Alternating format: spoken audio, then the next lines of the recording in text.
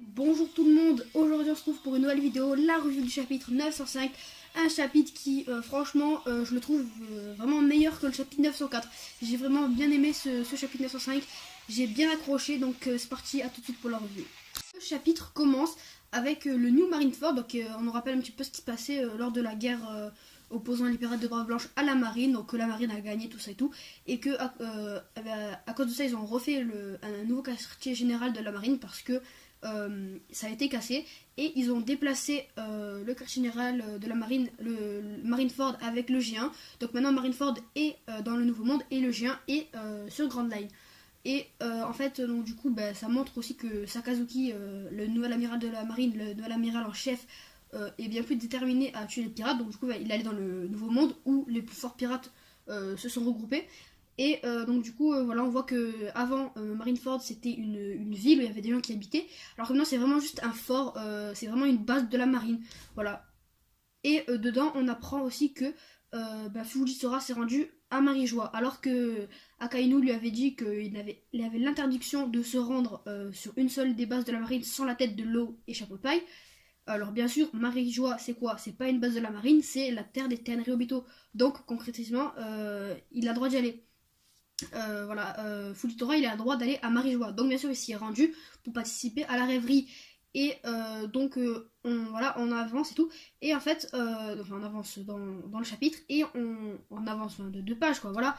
Et on apprend qu'en fait, pour aller à Marijois, qui est tout en haut de Redline, il y a un port. Donc un port de chaque côté, donc un de Nouveau Monde et un à Grand Line, qui sert d'ascenseur en fait, donc du port tout en haut jusqu'au Tenryubito, il y a un ascenseur avec des bulles qui sert à faire le passage. Donc c'est là où on voit les rois et tout qui prennent l'ascenseur pour aller jusqu'à Marijois. Et là on va basculer à Marijois. Et il y a une discussion entre les deux admiraux de la marine, entre Fujitora et ça y est, on a enfin l'apparition de Ryokugyu. L'amiral Ryokugyu apparaît enfin dans le manga. C'est super cool. Donc on n'a toujours pas sa tête, mais on a déjà eu une première discussion entre Fujitora et l'amiral Ryokugyu. Donc Ryokugyu dit que Sakazuki lui a demandé de faire partir Fujitora et qu'il n'a aucune envie de se battre contre lui. Fujitora lui nous révèle qu'il est venu ici pour arrêter le système des Shichibukai, qu'il a croisé Vegapunk et qu'il il a mis au point une arme et que du coup en fait il n'y a plus besoin des Shichibukai. Enfin voilà, j'ai pas trop compris ce passage là, mais je pense qu'on aura des révélations plus tard dans le manga à ce sujet. Et donc en fait voilà, on repasse sur le port et tout. Et les hommes poissons arrivent, donc voilà, puisqu'ils devaient prendre part à la rêverie. Et les hommes poissons arrivent à la rêverie, voilà, ils vont prendre pour l'ascenseur et tout. Ils commencent à monter et tout. Et là, on voit Shirahoshi qui, pour la première fois de sa vie, voit le soleil. Et c'est sûr que ça doit faire un choc, c'est magnifique le soleil et tout. Elle dit qu'elle veut absolument que les hommes poissons, l'île des hommes poissons ait le droit d'habiter sur la Terre pour que tous ces citoyens puissent voir le soleil, comment c'est joli et tout. Et aussi, il y a un autre roi, le roi du royaume de Goa. Oui, c'est Stelly, le frère adoptif de Sabo. Stelly, on le retrouve enfin. Alors, c'est pas que je suis contente de le voir, hein, voilà, parce que je déteste ce personnage. Et voilà, juste on le revoit, c'est cool parce que ça veut dire que il est devenu roi. Voilà, vous allez voir pourquoi après dans cette vidéo, la suite de cette vidéo. Bref, voilà. On voit aussi Garp qui accompagnait les hommes poissons et tout. Stelly aussi prend l'ascenseur pour aller jusqu'à Marijois et tout. Et il y a des corbeaux, les corbeaux de l'armée révolutionnaire, qui arrivent et qui peuvent percer les bulles. Puisqu'en fait, cet ascenseur fonctionne avec des bulles. Et en fait, si les corbeaux percent les bulles, l'ascenseur s'arrête de fonctionner et donc redescend tout en bas. Et donc Stelly voit arriver les corbeaux, il a peur et tout, il demande à ses gardes de tirer sur les corbeaux. Et un garde de Stelly dit: je n'ai jamais vu des corbeaux percer des bulles. Et d'un coup, on a la dernière case du chapitre et on voit Sabo qui dit: votre majesté Stelly, ne vous inquiétez pas. Sabo, voilà, il fait genre il a infiltré en fait. Ça y est, les révolutionnaires ont infiltré Marijois. Enfin, ils vont bientôt infiltrer Marijois parce que là ils sont dans l'ascenseur. Sabo a réussi à son infiltration, il s'est passé pour le garde de Stelly. Et vraiment, j'ai adoré cette case parce qu'elle était vraiment belle, avec un beau sabot, avec son œil, sa cicatrice, tout. Vraiment, il était magnifique ce sabot. Voilà, c'était vraiment super. Et aussi, voilà, la symbolique, sabot qui déteste son frère adoptif, qui là lui sert de garde en quelque sorte. C'est vraiment magnifique la symbolique et tout, avec Shiroshi qui voit le soleil pour la première fois, Sabo qui va avec cette case là avec son frère adoptif. Je trouve vraiment ça bien joué de la part d'Eiichiro Oda, ça m'a vraiment fait plaisir. Voilà, j'avais la larme à l'œil, je vous jure, tellement la case est belle quand j'ai lu ce chapitre pour la première fois. Vraiment cette case est magnifique et surtout bah, voilà Sabo, enfin les révolutionnaires sont de la partie, ça y est, ils ont enfin infiltré, le plan des révolutionnaires va voir prendre commencement. Donc j'attends le prochain chapitre avec impatience parce qu'il y aura le début de la rêverie donc à Marie-Joie. Maintenant que j'ai parlé du chapitre, je vais dire ce que j'en pense. Alors déjà le premier point c'est que une information assez importante nous est révélée sur les trois amiraux de la marine. Donc avant l'ellipse, il y avait Aokiji, Akainu et Kizaru comme amiraux de la marine. Alors, il y a eu un conflit entre Akainu et Aokiji. Suite à cela, Aokiji a quitté la marine et Akainu est passé amiral en chef. Donc, il restait que Kizaru en amiral. Et il y a eu deux nouveaux amiraux qui ont été recrutés par la marine, l'amiral Ryokugyu et l'amiral Fujitora. Et si on remarque bien, on voit qu'avant l'ellipse, Aokiji avait une vision de la justice de la marine assez neutre. Enfin, pas neutre, mais il vivait pas juste pour arrêter les pirates.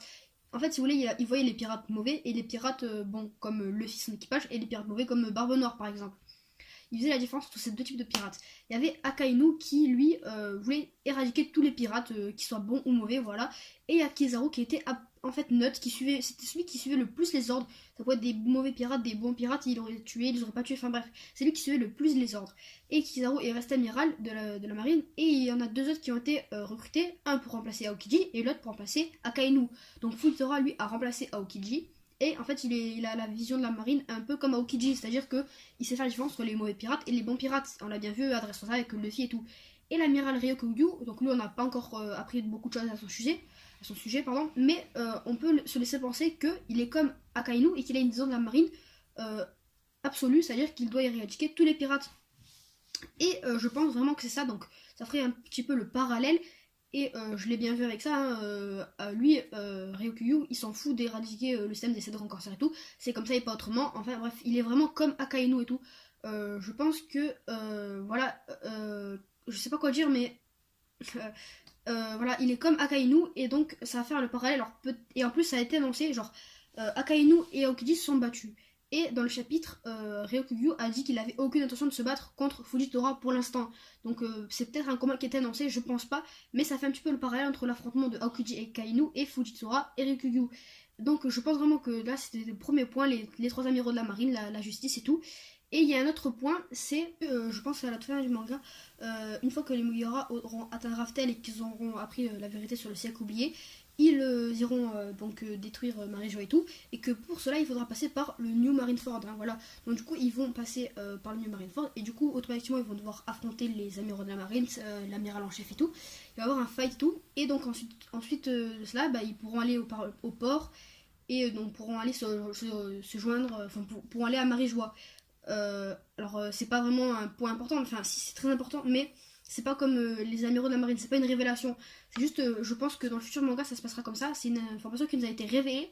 Je pense que ça n'a pas été fait pour rien ce plan et tout, qu'il y a un port de chaque côté, que le New Marineford a été déplacé. Voilà, ça sera bien pour le commencement de l'affrontement entre la marine et l'équipage de Luffy. Donc Luffy contre Akainu, Zoro contre Fujitora, Sanji contre Kizaru et peut-être Usopp contre Ryokugyu. Et donc en parlant des amiraux de la marine, je pense que Usopp affrontera Ryokugyu, Sanji, Kizaru et Zoro, Fujitora.